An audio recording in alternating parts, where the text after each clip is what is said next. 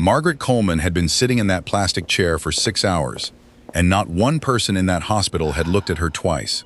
Her coat was torn at the sleeve, her shoes did not match, and when the nurse finally called her back, she said the name so quietly that no one else in the room even turned their head. But in less than 60 seconds, that single name was about to undo everything anyone in that building had ever assumed about the quiet, forgotten woman in the corner. Because somewhere down that hallway, a doctor was about to pick up her chart, read the name printed across the top, and feel his hands go cold. What happened next would change the rest of his life, and hers, forever. Before we go further, let us know in the comments where you're watching from tonight. We would love to hear from you. And don't forget to hit that subscribe button so you never miss any of our upcoming videos. For 6 hours, Margaret Coleman had been invisible. She had watched families come and go, watched nurses smile warmly at other patients and offer them blankets, and watched more than one person glance at her clipboard and set it back down without reading a single line written on it. She was 71 years old, and she had learned a long time ago that the world stops looking at a woman once it decides she has nothing left to offer it. What none of the staff at Mercy General knew that evening was that the name on her clipboard belonged to someone who had once meant everything to that hospital, and to the tired physician who was only a few doors away, about to walk toward her and change the entire course of the night ahead. Earlier that afternoon, a young nurse named Rachel Doyle had actually paused at Margaret's chart for a moment longer than the others. Something about the name had felt familiar to her, though she could not place why. The way a half-remembered song lingers just out of reach. She had been too busy, too rushed between 3 other patients, to think much of it, and she had set the clipboard back onto the rack without mentioning it to anyone. It was a decision she would replay in her mind many times over the following weeks, long after she learned exactly who had been sitting quietly in that waiting room chair, hands folded, waiting patiently to be noticed by someone, anyone, willing to look at her directly. Dr. Thomas Hayes had worked at Mercy General for almost 11 years, and in that time he had learned to move quickly, speak calmly, and rarely let anything catch him off guard. That night, he was exhausted in the particular way that comes after a double shift stacked on top of 3 difficult cases in a row, the kind of tired that settles behind the eyes and refuses to leave. He very nearly passed over the next chart entirely, ready to hand it off to a colleague and finally sit down for the first time in hours. But something about the handwriting on the intake form caught his attention immediately. A name he had not seen in nearly 2 decades, one he never expected to encounter again in his lifetime. He asked the nurse to repeat the name. She did, without understanding why he needed to hear it twice. He asked her a second time, quieter now, almost afraid of what her answer would confirm. And when she said it again, plainly, without any idea of what those 2 words meant to him, Thomas felt something tighten in his chest that he had not felt since he was a very young man standing outside a courthouse with nothing to his name but a suitcase and an acceptance letter he was not sure he could afford to use. For a moment, he simply stood there in the hallway, staring at the paper in his hands, unsure whether to believe what he was reading.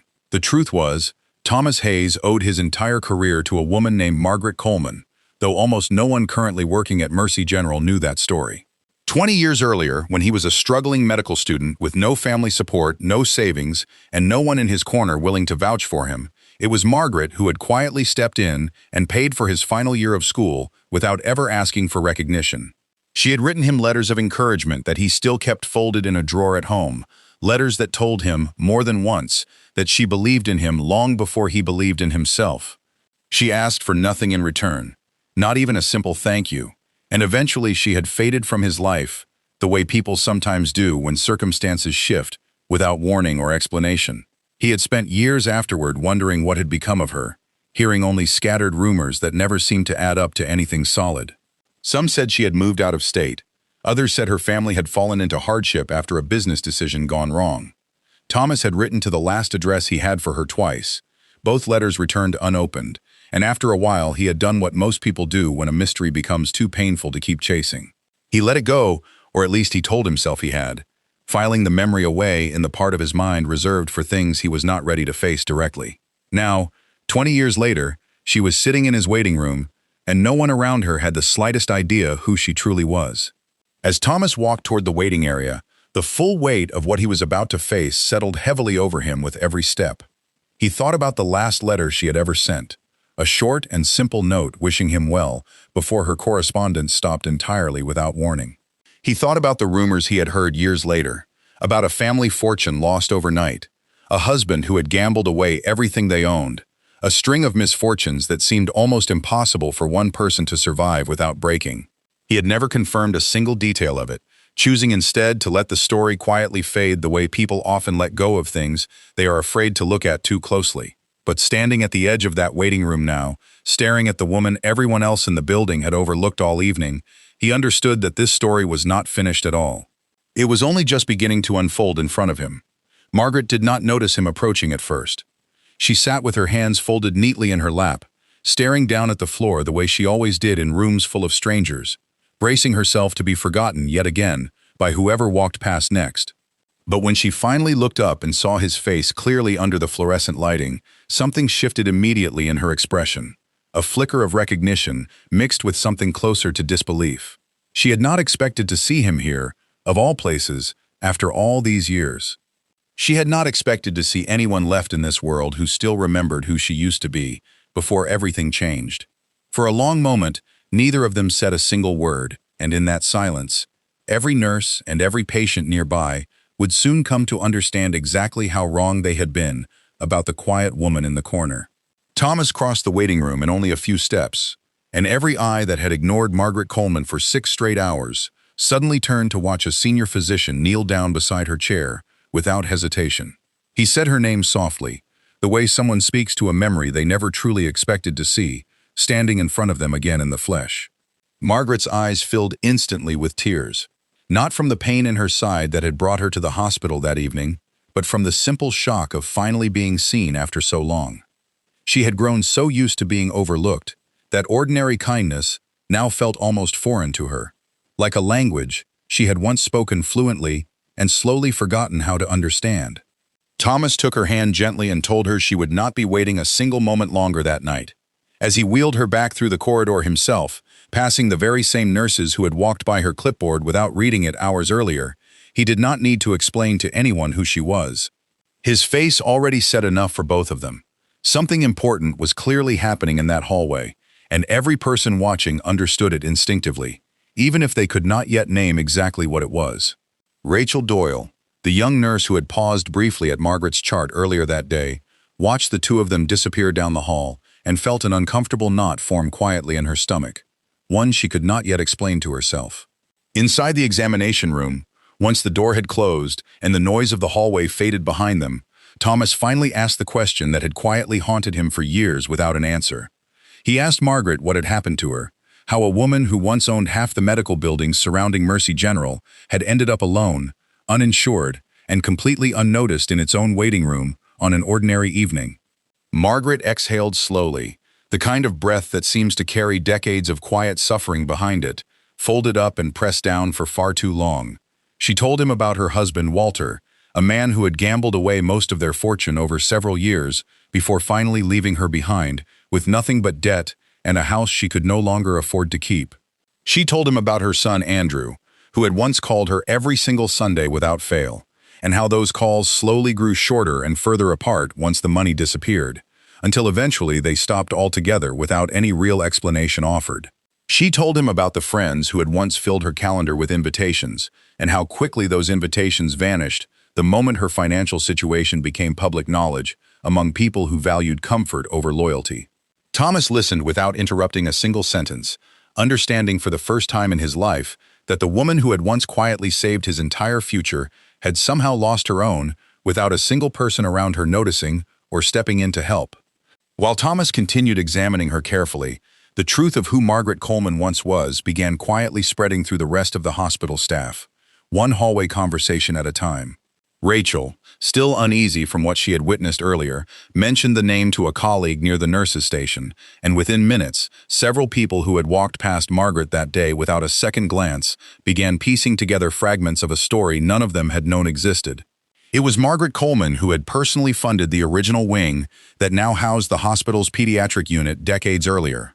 It was Margaret whose private scholarship fund had quietly paid for nearly a dozen students, Thomas included, to finish medical school when they had nowhere else left to turn for help. It was also Margaret who had spent years as a hospital volunteer, long before her financial ruin took nearly everything from her, sitting beside dying patients through their final nights so they would not have to face death entirely alone in an unfamiliar room. The very people who had ignored her earlier that day were now slowly realizing they had dismissed the woman directly responsible for their careers, their training, and in some cases, quite literally their own survival, through difficult moments in their own lives. Robert Hale, the hospital administrator, was informed of the situation within the hour, and he immediately made his way down to the examination wing to see the situation for himself before deciding what to do next. As word continued moving quietly through the hospital, an uncomfortable stillness settled heavily over much of the staff working that evening. Nurses who had rolled their eyes at Margaret's torn coat earlier now stood frozen near the supply closets, unsure exactly how to face what they had done only hours before. One young intern, who had loudly complained about her appearance in front of several colleagues that same afternoon, quietly excused himself from the nurses' station without a word to anyone, unable to look a single person in the eye for the rest of his shift. Thomas noticed all of it happening around him, but chose to say nothing directly to any of them. He understood, perhaps better than most, that shame rarely needs to be pointed out loudly. It tends to find its own way in eventually, on its own schedule.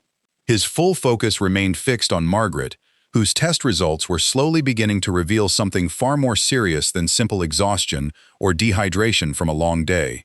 What she had quietly dismissed for months as ordinary fatigue turned out to be an advancing heart condition that had gone completely untreated for far too long, worsened steadily by years of stress, poor nutrition, and a complete lack of consistent medical care. Thomas sat beside her bed once the results came back, his expression carefully composed, even as his hands trembled slightly while holding the chart in front of him.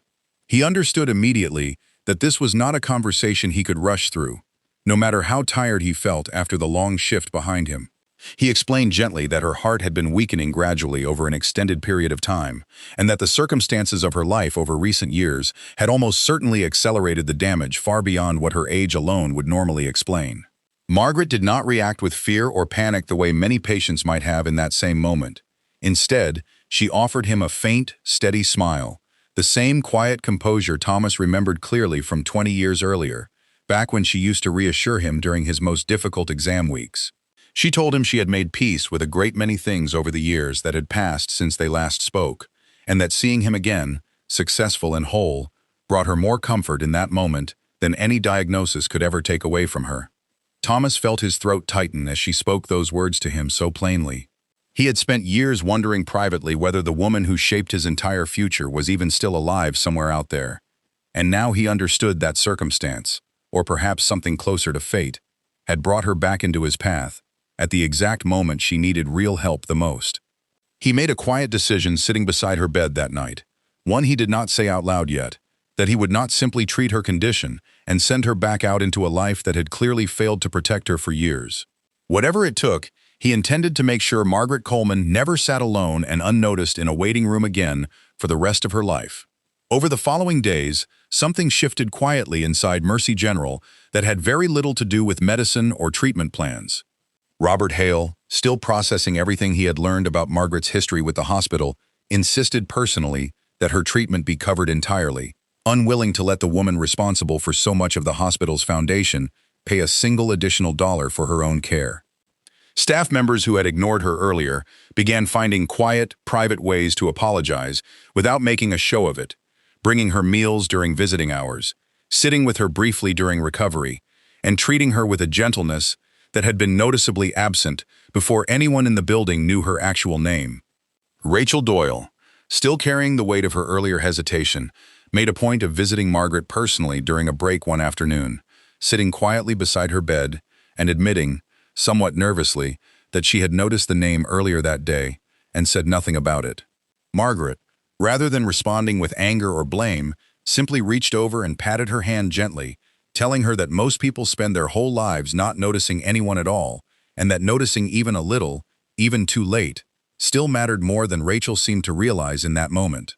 It was a small exchange, but one that stayed with Rachel long after that week ended, quietly reshaping how she approached every patient chart that crossed her station from that point forward. Thomas visited Margaret every single day during her recovery, often staying long after his official shift had ended, determined in his own quiet way to repay even a small fraction of what she had once given him without asking for anything in return. He brought her books he thought she might enjoy, sat with her during the quieter afternoon hours, and slowly, carefully, began asking her more about the years they had lost touch with one another. Margaret spoke openly about the isolation that had crept into her life following Walter's departure, admitting that the hardest part had never really been the loss of money itself, but rather the sudden and complete disappearance of people who had once claimed to care about her deeply. Slowly, over the course of those recovery weeks, Margaret began to trust the people around her again, not because her overall circumstances had changed overnight, but because for the first time in a very long stretch of years, she genuinely felt seen rather than quietly overlooked by everyone around her. Weeks later, once her condition had stabilized enough for serious conversations about her future living situation, Thomas personally helped her connect with a housing assistance program he had once relied on himself during his hardest financial years in school, ensuring she would never again face that kind of uncertainty, completely alone, without support nearby. Robert Hale, moved by everything he had learned about Margaret's history and her ongoing struggles, quietly proposed establishing a new hospital fund in her name specifically designed to support elderly patients who arrived at Mercy General without insurance, family support, or anywhere else left to turn for help. Margaret accepted the honor with a kind of humble disbelief, insisting more than once that she had never expected any recognition for what she had done decades earlier, only a moment of basic decency from the people around her, and that she now felt she had received far more than she ever imagined possible from a single ordinary evening in a hospital waiting room. There was still, of course, the matter of Andrew, her son, whose absence had quietly weighed on Margaret more heavily than she ever admitted directly to Thomas during their conversations. One afternoon, without telling Margaret beforehand, Thomas made a call using an old contact number he had managed to track down through hospital records from years earlier, when Andrew had once listed himself as her emergency contact. The conversation was brief and somewhat tense at first, Andrew clearly uncertain and guarded after so many years of silence between himself and his mother. But something in Thomas's voice, the quiet certainty of a man who owed this woman everything, seemed to reach him in a way nothing else previously had. Andrew arrived at Mercy General 3 days later, standing hesitantly outside Margaret's door for nearly 10 full minutes before finally working up the courage to step inside the room. The reunion was not simple or immediately tearful, the way such moments sometimes appear in stories told after the fact. There was hurt on both sides, years of silence that could not be erased with a single visit, and an awkwardness neither of them quite knew how to move past right away. But Margaret reached her hand out toward him anyway, the same way she had once reached out toward a struggling young medical student decades earlier. And Andrew, after a long pause, finally took it, sitting down slowly beside her bed for the first time in nearly 6 years. In the weeks that followed, Andrew began visiting more regularly, the distance between them narrowing slowly rather than closing all at once, the way real relationships tend to mend after long periods of silence and hurt. He admitted to Thomas privately, during one quiet hallway conversation, that shame had kept him away far more than anger ever had, an inability to face what he saw as his own failure to help his mother when she needed him most during her hardest years. Thomas simply told him what he had come to understand himself over the past several weeks, that it was never too late to notice someone properly, even after years of looking the other way without meaning to. In the end, Margaret Coleman's story became something the staff at Mercy General never fully forgot, not because of who she once was decades earlier, but because of how easily she had been dismissed before anyone bothered to look closer at the woman sitting quietly in the corner of their waiting room.